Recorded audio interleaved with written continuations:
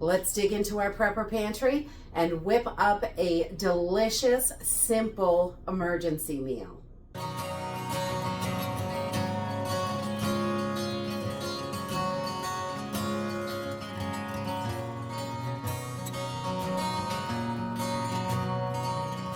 Hey everyone, welcome to Homestead Corner. I'm Ginny, and today we are digging into our prepper pantry. I'm going to use freeze-dried food for this, but dehydrated food works just as well. We are going to be making chicken and peas, and it's Mediterranean-inspired seasoning, so you can mix these seasons up definitely. And there's a little bit of hot pepper in there, so if you're not into spicy, you can skip that, definitely. We're only going to use two main ingredients, chicken and peas.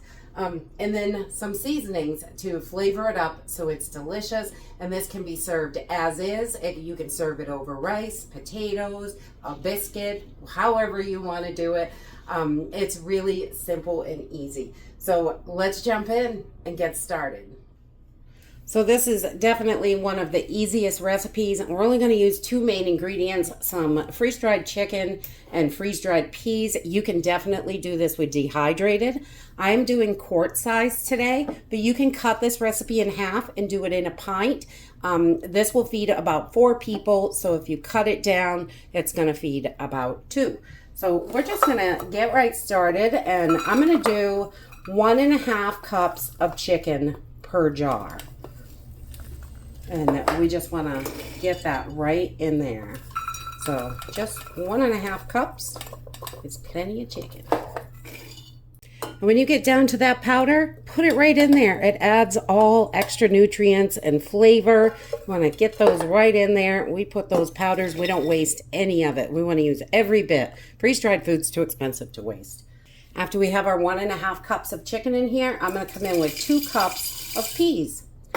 And this is all of your base ingredients, which is great. And we can just get our seasonings in after this. So 2 cups of peas into each quart jar.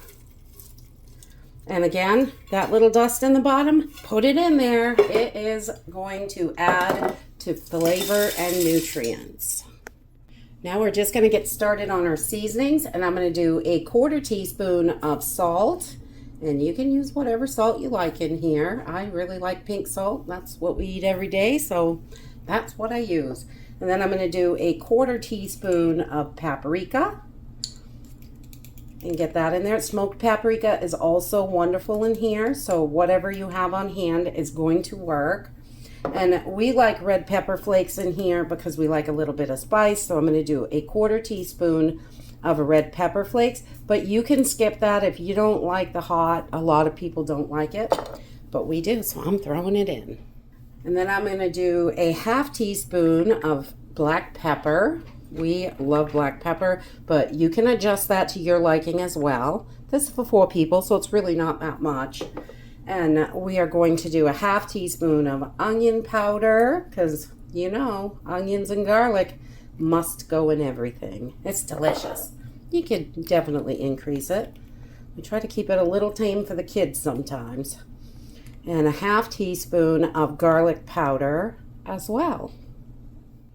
And we're just going to top this off with a teaspoon of Italian seasoning. Any Italian seasoning you like.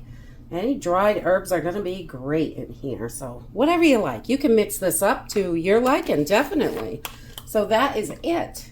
At this point, we can stuff in our oxygen absorber and seal these up with a lid and a ring. You can vacuum seal these. You can also make these in Mylar bags. You can put them in Ziploc bags if you know you're going to use it within a year. Ziploc bags don't keep the air out quite as well, so they do tend to leak over time.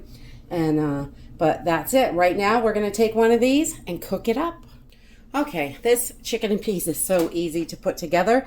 We're just going to take the contents of our jar. We're going to pour it right into our pan. I have not turned my pan on because this chicken takes a little bit longer to rehydrate. So I'm going to put my 3 cups of water in, and we're going to let this soak for, I don't know, 5 to 10 minutes, just so it can rehydrate and absorb some of that water. We don't want to We don't want hard chicken, and it takes a little bit longer to cook if we don't rehydrate it first. So I'm just going to put my cover on, and we're going to let this sit for, I don't know, 5 or 10 minutes, and then we'll get started. Okay, after this is set for 5 to 10 minutes, this is probably about 8 minutes right now. We're going to turn this on a medium heat, and we're going to warm this up and get this all nice and soft and absorb the rest of that liquid. While I'm doing this, I like to serve it over rice or potatoes or something.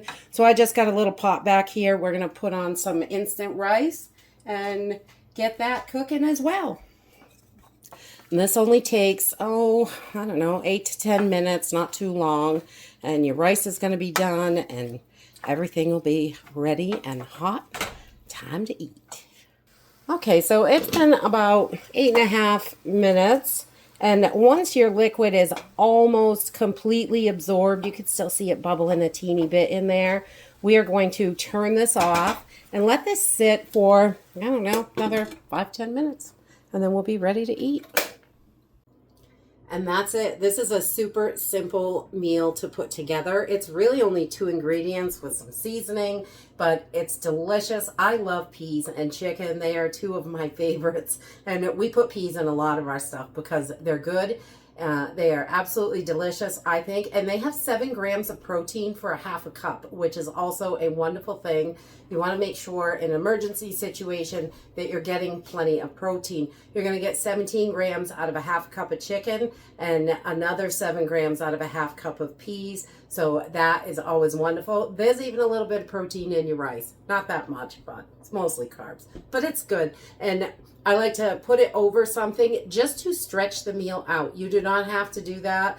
I just like to stretch those meals as far as I can. So either mashed potatoes or rice, either one of those is going to work great. You could add a little bit more water and a thickener and do a little gravy with it and put it over toast or biscuits or whatever.